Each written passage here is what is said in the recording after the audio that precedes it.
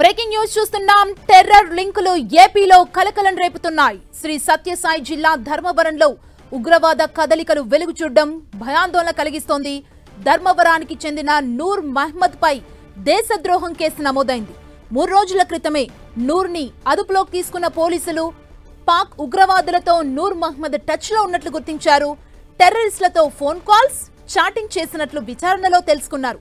దాదాపు 29 ఉగ్రవాద సంస్థల గ్రూపుల్లో సభ్యుడిగా ఉన్న నూర్ మహ్మద్ ఇక్కడి యువతను టెర్రరిజం వైపు మళ్లిస్తున్నట్లుగా గుర్తించారు. దీంతో అతనిపై దేశద్రోహం, ఉపా చట్టం కింద కేసు నమోదు చేశారు. రేపట్లోగా కోర్టులో హాజరుపరిచే అవకాశం ఉంది.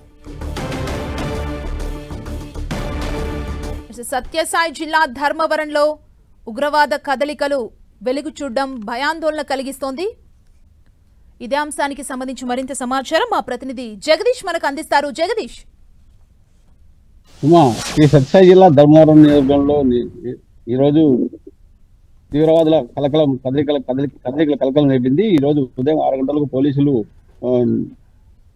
ధర్మపట్నంలోని నేలకోటలో ఉన్న నూర్ మహమ్మద్ ను అదుపులోకి తీసుకున్నారు. అతని పైన 3 రోజుల నుంచి కూడా నివేదిక పెట్టిన ఎన్ఐఏ అధికారులు ఈ రోజు పోలీసుల సాయంతో ఉదయం 6 గంటలకు అతని నివాసం మీద దాడి చేసి అతన్ని అదుపులోకి తీసుకున్నారు. అతనితో పాటు ఇంట్లో అతనితో 16 సిమ్ కార్డుల పాటు అనుమానిత వస్తువులు కూడా స్వాధీనం చేసుకుంటూ పోలీసులు చెప్తున్న సమాచారం కనిపిస్తుంది.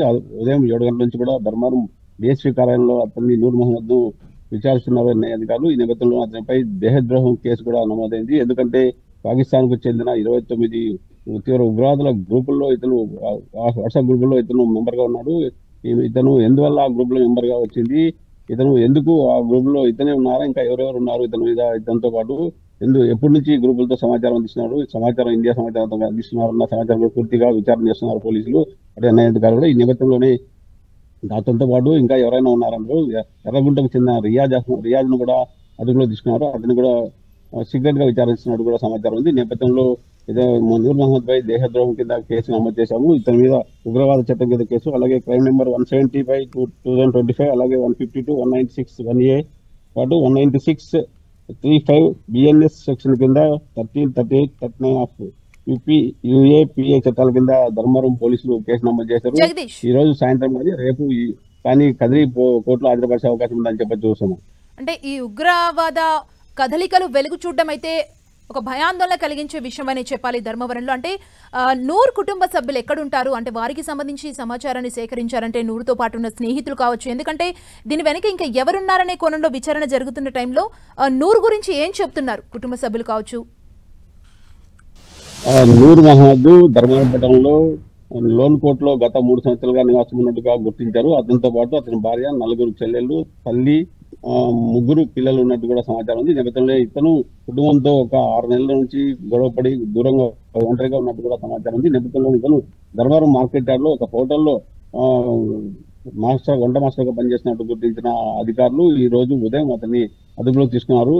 ఇతనితో పాటు ఇంకా ఎవరైనా ఇతని స్నేహితులు, ఇతను ఎవరెవరితో టచ్ లో ఉన్నారు, ఇంకా ఎవరెవరితో వాట్సాప్ లో చాటింగ్ చేశాడు అన్న విధానం పూర్తిగా విచారణ చేస్తున్నాము. ఇంకా పూర్తి సమాచారం అందిన తర్వాత మీడియాకు చెప్తా అన్నట్టు కూడా పోలీసులు చెప్తున్న పరిస్థితి కనబడుతుంది. ఈ నేపథ్యంలోని ఇప్పుడు ఇతను మొత్తం 29 గ్రూపుల్లో అక్కడ పాకిస్తాన్ చెందిన తీవ్రవాదుల గ్రూపుల్లో ఇతను మెంబర్ గా ఉన్నాడు. అతను చాటింగ్ కూడా చేశాడు, ఏ సమాచారం అక్కడ వాళ్ళకి ఇచ్చాడు, ఇంకా ఇతనితో పాటు గ్రూప్ లో ఇక్కడ యువతకు ఎవరోని తీవ్రవాదం వైపు మళ్ళిస్తున్నారు అన్న దాని పూర్తి సమాచారం కూడా ఇంకా విచారణ చేస్తున్నాం. ఇతనితో పాటు ఇంకా ఎవరెవరు ఉన్నారు, దీని వెనక ఎవరెవరు ఉన్నారో దాని మీద పూర్తి విచారణ చేస్తామని కూడా పోలీసులు చెప్తున్న పరిస్థితి కనబడుతుంది. ఇతన్ని ఈ రోజు సాయంత్రం కానీ రేపు కానీ కదిరి కోర్టులో హాజరుపరిచే అవకాశం ఉంది. ఈ కేసు ఎన్ఐఏ అధికారులు అప్పచెప్పే అవకాశం ఉందని కూడా పోలీసులు చెప్తున్న పరిస్థితి కనబడుతుంది. జగదీష్, ఇక్కడ ఉన్న యువతను టెర్రరిజం వైపు మళ్లించేందుకు ప్రయత్నం చేస్తున్నట్లు కూడా పోలీసులు చెబుతున్నారు కదా, అంటే ఆయన ఫోన్ కాల్ లిస్ట్ లో ఎవరైనా ఉన్నారా, దానికి సంబంధించి ఏం చెప్తున్నారు? ఇప్పటి వరకు ప్రాథమికంగా ఎలాంటి సమాచారం ఉంది పోలీసుల దగ్గర నుంచి?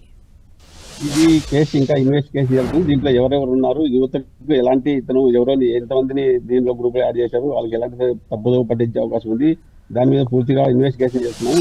ఇప్పుడే బయట చెప్తే కొంతమంది కేసు పక్కదారి పెట్టే అవకాశం ఉంది, తప్పించుకునే అవకాశం ఉంది అంటూ కూడా పోలీసులు చెప్తున్న నేపథ్యంలో ఇది ఎన్ఐఏ అధికారులకు అప్పచెప్తాము. అక్కడ పూర్తిగా విచారణ చేసిన తర్వాత ఇంకా ఎవరెవరు ఉన్నారు, ఎంతమంది యువతను ఇతను పాకిస్తాన్ తీవ్రవాద గ్రూపుల్లో యాడ్ చేశారు, వాళ్ళు ఏ కార్యక్రమాలు పాల్గొన్నారు అనేది కూడా పూర్తి విచారణ చేసిన తర్వాత బయట పెట్టే అవకాశం ఉందని చెప్పొచ్చు. దాంతోపాటు కూడా నూర్ మహమ్మద్తో పాటు రోజు ఇతను హోటల్లో ఎవరెవరు కలిశాడు, అక్కడ ఎంతమంది ఇతనితో పరిచయం ఉంది, ఎంతమందితో మాట్లాడుతున్నాడు, అక్కడ పాకిస్తాన్ గ్రూపుల్లో ధర్మవరంతో పాటు ఇంకా జిల్లాకు సంబంధించిన యువత ఏ యువత చాటింగ్ చేశారు, అక్కడ ఎవరెవరికి సంబంధాలు ఉన్నాయని పూర్తి విచారాలు కూడా అన్నీ ఇన్వెస్టిగేషన్ లో తేలుతాయి. తేలిన తర్వాత పూర్తి విచారణ విషయాలు తెలియజేస్తామంటూ కూడా పోలీసులు చెప్తున్న పరిస్థితి కనపడుతుందని చెప్పొచ్చు. Thank you Jagadish.